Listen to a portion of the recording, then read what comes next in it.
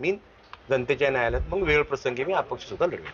परंतु आज तुम्ही जाहीरपणे म्हणालात की अजित पवारांनी सरड्याचे डायनासोर केले, हे पाठीशी सातत्याने घालत आलंय आणि म्हणून असं बघाल पण आलंय, हे तरी वस्तुस्थिती आहे. काय असतं, नेता हा प्रमुख जबाबदार असतो. ज्या दिवशी तुम्ही एखादा पदाधिकारी करता त्याची गुणवत्ता, त्याची उपयुक्तता, त्या शहरामध्ये त्याचं काय बाबा काय योगदान आहे, या सर्व गोष्टीचं मूल्यमापन करणं गरजेचं आहे ना. तुम्ही ज्या लोकांना निवडलं त्या लोकांनी या शहराचं काय केलं, वाटवच केलं ना.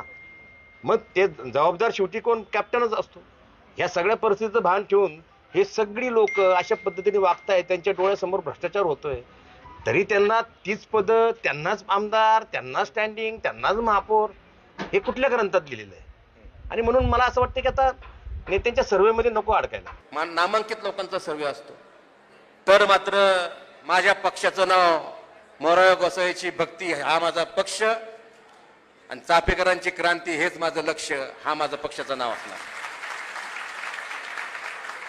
बाद झालं. लक्ष म्हणजे जगताप सुद्धा अपक्षच उभे राहिले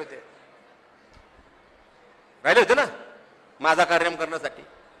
आता यांचा कार्यक्रम करण्यासाठी, भ्रष्टाचाराच्या विरुद्ध लढण्यासाठी, दडपशाही मोडीत काढण्यासाठी, झुंडशाही मोडीत काढण्यासाठी आणि भ्रष्टाचार मुक्त शहर करण्यासाठी माझा लढा आजपासून तयार. आजपासून मी ठरवलंय, मी निवडणुकीला उभं राहणार म्हणजे राहणार.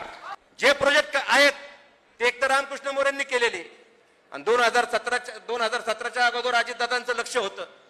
अजितदादांचं लक्ष होतं, मी कोणत्या नेत्यावर बोलणार नाही. अजितदादांनी विकासात्मक दृष्टिकोनातून पावलं टाकली, पण त्यांनी सरड्याचे डायनासोर देखील तयार केले. जे भ्रष्टाचार करणारी प्रवृत्ती एक पिढी तयार केली त्यांनी तयार केली नाही. त्यांना कळलंच नाही हे लायक आहे का नालायक आहे. ते बिचारे आपलं सरळ तिथं बसून तो माणूस फक्त विकासाच्या दृष्टिकोनातून बघत असायचा आणि ह्या ठिकाणी संपूर्ण वाट लावून टाकली संपूर्ण परिसराची आणि संपूर्ण लोक त्यांना विळख्यात पकडलं.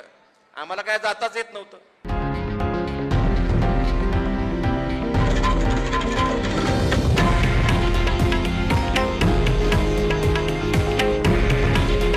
हे आहे देशातील नंबर 1 न्यूज नेटवर्क आणि आपण पाहत आहात TV9 मराठी.